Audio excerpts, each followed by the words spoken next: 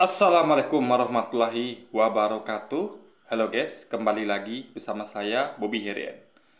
Kali kita membahas tentang jurus apologet Kristen dalam menyerang Islam. Nah, jadi mereka tuh punya cara-cara yang akan saya sampaikan mungkin di beberapa konten ya, atau beberapa video, tapi di sini saya mau fokus dulu ya, tentang jurus apologet Kristen dalam hal mereka menyerang Islam dalam hal mereka langsung potong kepalanya. Dalam artian gini ya, kita tahu bahwa dalam tiap agama itu ada sumber rujukan utama. Ya, sumber rujukannya itu kitab suci. Itu adalah sumber rujukan dogma agama apapun adalah kitab suci. Di dogma agama apapun ya itu dirumuskan dari kitab suci. Nah, yang rumuskan ini tentu adalah siapa saja bisa, tapi yang dipegang adalah terutama dari eh, orang yang dikatakan sebagai ahlinya lah mungkin, ya ahlinya, atau ya kita bisa bilang kayak kalau di Islam itu disebut sebagai ulama, di Kristen itu bapak gereja atau pendeta gitu kan. Jadi gitu. Yang padahal kalau kita mau berpikir kritis dan jujur, kita juga bisa menafsirkan, memutuskan, ya. Karena kita juga punya logika, kita juga punya pemahaman bahasa yang baik dan benar, dan kita juga bisa mengcompare dengan yang mereka rumuskan. Jadi kita sebagai orang yang independen, sekali lagi ya, kita juga punya, kita harus berpikir juga. Jadi yang berpikir banyak orang kan lebih bagus. Banyak orang berpikir lebih bagus dibanding satu orang dua orang berpikir. Jadi semuanya berpikir, dielaborasi, dicari temunya, itu baru bagus gitu. Ya, jadi ya minimal kita tuh sudah berusaha lah gitu. Kan Tuhan tuh ingin lihat usaha kita. Ya, Tuhan, ya kalau mereka benar gitu kan. Kita nggak bisa mengandalkan sesuatu pada orang 100%. Harus ada kontribusi dari kita juga. Karena kita sama-sama punya akal pikiran. Sama-sama makan makan nasi gitu guys. Sama-sama, intinya kita tuh adalah sama-sama manusia yang diberikan Tuhan tuh kecerdasan. Sehingga kita tuh juga harus berkontribusi terhadap rumusan itu. Nah, alhamdulillah kalau misalnya cocok ya kita pakai gitu. Kalau tidak cocok dogma itu kita buang gitu guys. Nggak masuk akal bagi kita ya. Ya, memang nggak masuk akal sama sekali kita buang dogma itu. Jangan segara-gara kita tuh itu kan rumusan ulama atau apa gereja. Lalu nggak masuk akal pun bagi kita ya. Akal kita tidak bisa terima tapi kita terima juga, itu kan kacau namanya. Nah, itu ini saya agak melebar nih, tapi kita kembali lagi ke pokok bahasan. Jadi rumus utamanya kan adalah dari kitab suci. Nah, dan kita tahu kitab suci itu adalah berasal dari para nabi, atau dalam Kristen itu langsung datang dari Tuhannya tadi gitu kan. Padahal kita akui faktanya bahwa kitab suci umat Kristen itu kebanyakan isinya adalah kesaksian manusia. Kesaksian manusia bersama Lukas, Matius, Yohanes. Kalau ada lagi Injil Barnabas, itu kesaksian Barnabas, yang itu sebenarnya bukan Injil, tapi adalah kesaksian manusia. Ingat, Injil bukan kesaksian manusia. Injil adalah apa yang diberitakan oleh Yesus. Jadi di Alkitab itu disebutkan ayat bahwa Yesus datang memberitakan Injil di rumah ibadah. Artinya Injil adalah apa yang diberitakan Yesus, bukan kesaksian Lukas, Matius dan sebagainya. Sama kayak Al-Quran adalah apa yang diberitakan Muhammad, bukan kesaksian Umar, Ali, Utsman, atau yang lainnya. Enggak. Jadi kesaksian manusia itu beda dengan firman Tuhan. Gitu guys. Firman Tuhan adalah apa yang disampaikan melalui nabi utusannya yang official, yang resmi. Itu firman Tuhan. Selainnya itu adalah kesaksian manusia. Nah, dan jadi potong kepala itu langsung serang Nabi Muhammadnya, atau serang orang yang menyampaikannya. Kayak para kek saya nih diserang gitu kan, pribadi saya diserang, sosok saya diserang gitu, atau sosok ulama diserang, atau sosok nabi diserang. Jadi langsung potong kepala, yaitu memotong langsung dari pangkalnya. Sehingga kalau sudah terdegradasi, sudah dimatikan itu apanya ya, ini strategi yang menurut saya cerdas ya, tapi kita bisa balikkan ya, ingat ya, kita bisa balikkan suatu dari kerugian jadi keuntungan. Saya akan terangkan ya. Jadi dengan mendegradasi sosok yang menyampaikan kitab suci itu ya, yaitu para nabi atau Nabi Muhammad atau kita yang menyampaikan ulang gitu kan. Nah, itu didegradasi atau bahkan kita yang menyampaikan kitab suci mereka. Bahkan kita pakai kitab suci mereka, kita tetap ini adalah langsung sosok siapa yang menyampaikan kitab suci itu. Nah, sehingga dengan mendelegitimasi ya, saya lupa itu guys, agak lupa ya. Mendelegitimasi ya. Jadi mendegradasi ya gampangnya. Sosok yang menyampaikan itu akan membuat ya percuma apapun yang disampaikan, tidak seakan jadi nol gitu. Jadi orang ini ngomong apa aja pasti salah gitu. Karena orangnya sosoknya sudah didegradasi dengan label-label penipu, pembohong, nggak tahu apa-apa. Itu dia bermainkan ya. Ada orang nggak tahu apa-apa, diklaim sebagai orang nggak tahu apa-apa, ya, penipu, pembohong. Apalagi yang bisa ada terima kata-katanya. Cerdas nggak? Cerdas sekali gitu. Cerdas sekali, saya aku itu cerdas sekali ya. Dan licik sekali. Langsung ke sumbernya. Sehingga apapun disampaikan dengan percuma. Ya, yang saya sampaikan dengan percuma. Kenapa? Karena saya sudah dilabeli dulu. Ini orang penipu, ini orang pembohong. Ya kan? Ini orang nggak tahu apa-apa. Apa yang bisa percaya di orang seperti itu? Nah, itulah cara mereka untuk mendegradasi, untuk mematahkan argumentasi yang padahal nggak nyambung. Harusnya kan argumentasi tentang topik bahasa dibalas dengan dikonter dengan argumentasi topik bahasa, tapi tidak, dia langsung potong kepala gitu guys. Ini kayak gini misalnya kita lagi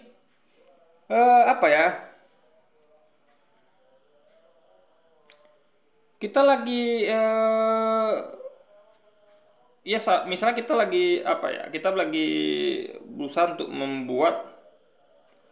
menciptakan makanan nih yang enak, mana lagi enak berkompetisi gitu kan. Nah, orangnya langsung diserang orangnya, orang itu jorok, chefnya itu jorok, chefnya itu adalah dia itu nggak pernah masak.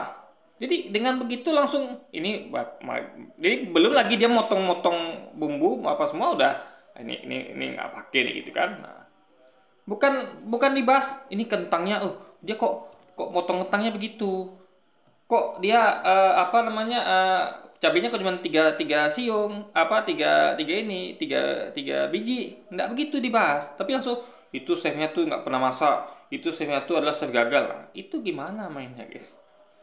Jadi betul-betul cerdas sekaligus licik gitu. Nah, ini rumusan ini ya, cara licik ini ya berhasil bagi orang-orang yang nggak mau berpikir kritis, yang mereka tuh percaya begitu saja. Itulah orang-orang yang termakan dogma, orang-orang yang betul-betul beragama buta. Itu mereka akan mudah dipengaruhi. Orangnya jauh udah nggak beres, gimana apa lagi yang disampaikannya. Tapi orang berpikir kritis akan bisa membedakan, oh itu kan orangnya, belum tentu apa yang disampaikan salah. Itu kalau memang orang benar gitu ya. Karena ingat ya, ada maling. Kalau dia ngomong jangan maling, itu benar kata-katanya, meskipun orangnya maling. Tapi ada sebaliknya ulama atau pendeta yang dia tuh ngomong nggak apa-apa sekali maling. Itu tetap kayak kata salah, walaupun orang yang menyampaikan adalah orang benar gitu. Jadi ada orang-orang berpikir itu akan bisa membedakan antara ucapan dan orangnya. Ini orangnya, oke lah itu orangnya. Tapi kan kata-katanya harus dinilai lagi. Jadi penilaian terpisah antara orang dan kata-katanya. Nah, fokus kebenaran itu adalah bukan pada orang, tapi kata-kata. Makanya banyak orang tertipu beragama kan. Dilihatnya bahwa, contoh di Indonesia, orang yang paling banyak kan mayoritas Muslim di Indonesia ini. Tentu yang logika paling banyak adalah, tentu orang paling jahat adalah banyak orang Muslim. Orang jahat kan Indonesia mayoritas Muslim. Yang paling banyak pelacurnya, paling banyak penjudinya, pemabuknya tentu orang Islam di Indonesia ini, karena mayoritas Muslim. Tapi coba kita balik di Amerika misalnya, negara mayoritas Kristen. Di sana yang paling banyak penjudi, pemabuk, pezina, itu pelacur itu adalah orang-orang dari non-Muslim, terutama Kristen. Nah, jadi kalau Anda pakai itu standar kebenaran, Anda akan tertipu nanti, Anda akan kacau. Di Amerika Anda akan beragama Kristen, Islam. Di Indonesia Anda akan beragama Kristen, karena melihat kalau itu patokan Anda. Tapi kebenaran tidak lihat di situ, tapi isi kitab sucinya, itu namanya kebenaran. membedah argumen isi kitab suci. Benar nggak ini firman Tuhan gitu. Bukan lihat orangnya gitu guys. Nah, jadi orang berpikir kritis akan bisa membedakan antara perbuatan dan ucapan. Ya, kelakuan orang dengan ucapan. Jadi kebenaran itu dinilai dari ucapan orang, bukan perbuatannya. Orang itu jahat, kayak orang itu pembohong, menipu, kayak kalau ucapannya benar ya kita terima sebagai kebenaran. Berarti benar. Ya. Misalnya Pak Guru. Pak Guru ini ya pokoknya kacau lah, perokok, suka main pukul, misal apa, pokoknya parah lah gitu, disiplin. Tapi kalau sampaikan benar, dia jadi benar, matematika 1+1 2, 2+2 4, itu tetaplah pelajarannya benar. Murid itu akan cerdas jadinya, meskipun mungkin akhlaknya bagus. Tapi kita kalau kita ngomong ilmu kan, ilmu apa kan dapat gitu. Tapi juga ada guru rajin, dia tidak merokok segala macam. Tapi dijadikan salah-salah, 1+1 0, itu murid nggak ada apa-apa gitu. Jadi kunci adalah apa yang disampaikan. Itu yang pertama untuk mengkonternya. Jadi perlu orang-orang berpikir kritis untuk tidak begitu saja melihat bahwa oh orang ini adalah orang yang salah semuanya, berarti apa yang disampaikan salah. Nggak gitu rumusnya. Tapi tetap harus dibedakan penilaian antara kelakuan orang dengan apa yang dibicarakannya, disampaikannya. Jangan terkecoh, jangan menggabungkan antara keduanya. Anda akan tertipu nanti. Nah, yang kedua ya adalah kita perlu, sebagai tugas kita sebagai Islam adalah mengkonternya. Kayak saya selalu mengkonter itu. Ketika mereka mencoba mendegradasi orang-orang yang menyampaikan kitab suci, mau Quran kayak mau Alkitab kayak, saya konter itu. Saya bela dengan kapasitas logika saya yang miliki. Dan memang yang sampai sampaikan logis itu. Jadi kita bisa membalikkan bahwa apa mereka sampaikan tuh salah gitu. Ya, secara logika itu salah. Contoh, mereka mengatakan bahwa oh orang ini nggak tahu apa-apa. Itu saya counter dengan cara apa? Saya mengatakan gini, ya, saya counter dengan mengatakan bahwa mereka ini adalah sebenarnya sangat tahu sekali dan apa yang mereka sampaikan benar gitu kan. Tapi minimal yang perlu diketahui adalah bahwa itu tidak fair. Ya, Anda tahu ya kalau tidak tahu apa-apa itu artinya memang 0 pengetahuan. Logikanya tidak ada satupun orang, ya jarang hampir nggak ada lah orang Islam yang nggak tahu tentang Kristen. Pasti tahu minimal sedikit, minimal tahu bahwa Kristen itu ibadah di gereja, minimal tahu bahwa Kristen itu menuhankan seorang yang bernama Yesus, minimal tahu itu. Artinya tahu, meskipun sedikit.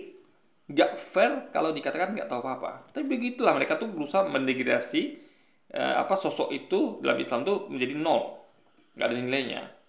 Betul-betul 0, padahal walaupun sedikit ada nilainya gitu guys. Nah itu jurus-jurus licik yang jadi mereka tuh bumerang bagi mereka. Kalau yang nerima apa yang mereka sampaikan orang cerdas ya, yang saya sampaikan tadi ya, orang cerdas ada dua, ada satu ya berpikir kritis ya dan membandingkan, itu dua lah berarti ya. Jadi mereka tuh bisa membedakan antara ucapan dan kelakuan. Mereka nggak peduli apapun kelakuan orang yang menyampaikan, yang penting apa yang disampaikan benar sesuai dengan logika. Yang kedua, apa tadi sosoknya itu, ya, itu mereka tuh ngerti bahwa ini memang berlebihan. Mereka tuh suka bikin semua itu jadi 0, dideteksi total gitu. Yang tahu sedikit dibilang, yang tahu semuanya aja dibilang nggak tahu apa-apa, luar biasa. Yang apalagi yang tahu sedikit, ya. Jadi nggak ada satupun umat Islam tuh nggak tahu tentang Kristen. Pasti tahu minimal ya tadi itu Kristen ibadah di gereja tiap hari Minggu, ibadahnya nyanyi gitu kan, menuhankan sama manusia, itu minimal umat Islam tahu. Jadi yang nggak fair kalau berbohong mereka kalau mereka katakan bahwa umat Islam tuh nggak tahu apa-apa tentang Islam, tentang Kristen gitu kan. Nah, jadi poinnya guys,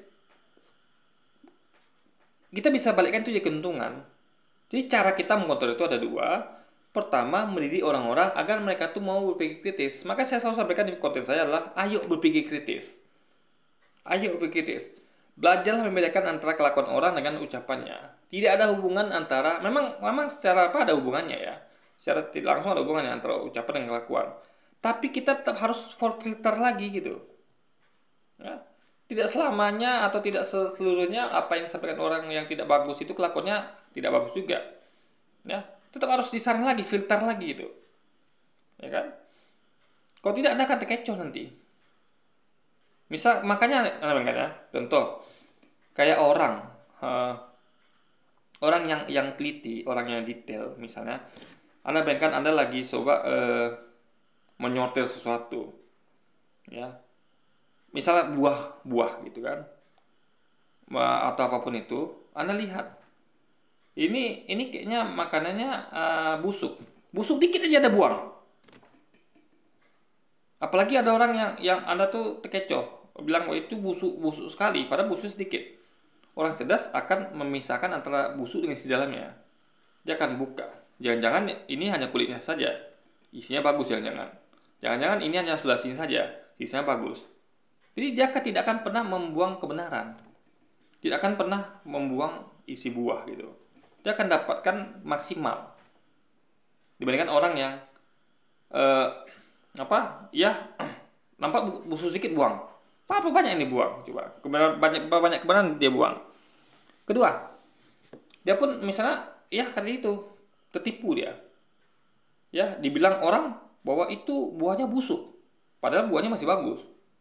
Dia melihat bahwa aduh, ini buahnya bagus loh, tapi orang itu bilang busuk. Dia lebih memilih percaya pada kata orang itu. Matanya, kalau logika melihat bahwa ini adalah buahnya bagus. Tapi karena kata orang itu buah itu busuk, padahal dia terima logika bahwa itu busuk karena yang dilihat faktanya adalah itu adalah bagus, dibuangnya guys.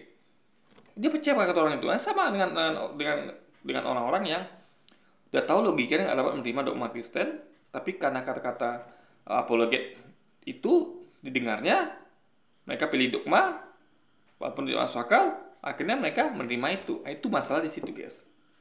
Nah, jadi sekali lagi ya, saya ulangi sedikit lagi ya, bahwa kita tuh harus berpikir cerdas, belajar membedakan antara kelakuan orang dengan ucapannya. Itu harus dinilai terpisah, ya kan? Kedua, kita harus tunjukkan bahwa sosoknya nggak seperti itu, bahwa mereka tuh terlalu mendegradasi sesuatu yang bahkan orang tuh sangat tahu sekali gitu, hanya karena berbeda dengan dogma mereka. Ingat ya, patokan mereka adalah dogma. Patokan mereka bukan logika, ingat ya. Apologi Kristen itu patokannya apa? Dogma Bapak Gereja. Jadi mereka tuh akan berpegang teguh ya pada dogma gereja itu apapun yang terjadi. Mau nggak logis kah? Mau nggak masuk akal kah? Mereka akan berpegang pada itu. Nah, mereka akan memakai ayat-ayat yang mendukung dogma mereka. Memang ada ayat-ayat yang mendukung dogma mereka, ada yang tidak. Nah, itu yang kita sebut dengan kontradiksi. Nah, kalau kita paham kebenaran, kita akan tahu kalau ada dua ayat yang kontradiksi, atau tiga atau lebih, berarti kan itu adalah sesuatu yang salah pada kitab sucinya. Ya. Ingat, yang salah itu kitab sucinya ketika ada kontradiksi. Artinya ini tidak berasal dari Tuhan. Karena Tuhan tidak mungkin memberikan suatu ayat yang kontradiksi. Ini pastilah kesaksian manusia. Dan memang faktanya Alkitab adalah kesaksian manusia isinya. Nah, itu sudah cukup untuk membuktikan bahwa ini bukan kitab dari Tuhan. Kontradiksi yang terjadi. Nah, tapi mereka rumusnya beda. Demi dogma mereka lakukan apa yang mereka lakukan? Mereka melakukan bahwa kita tunjukkan ayat yang bertentangan dengan dogmanya. Misalnya dogma mereka Yesus Tuhan. Tunjukkan ayat bahwa Yesus bukan Tuhan. Apa yang mereka bikin? Mereka ambil ayat yang sesuai dengan dogma mereka bahwa Yesus Tuhan. Memang ada ayat yang sesuai dogma mereka Yesus Tuhan. Mereka ambil, dengan itu mereka menghapus ayat yang kita ambil untuk menunjukkan bahwa dogma mereka salah, Yesus Tuhan. Begitu gampangnya bagi mereka. Ya, membuat ayat yang Yesus bukan Tuhan ini tidak berlaku. Padahal itu kan ayat ada. Seakan-akan ayat itu ada, tapi cuma hiasan, guys. Itu fatal. Harusnya kan kita lihat di situ ada kontradiksi antara keduanya. Tapi pola pikir mereka berbeda. Dogma mereka tuh lebih mempengaruhi, gitu loh. Itu anehnya, guys. Ya, tidak ada kejujuran di situ. Itulah kalau sudah terpaku pada dogma. Oke, jadi mungkin ya sekian dulu aja video kita kali ini ya. Sampai jumpa lagi di video selanjutnya. Wassalamualaikum warahmatullahi wabarakatuh, guys.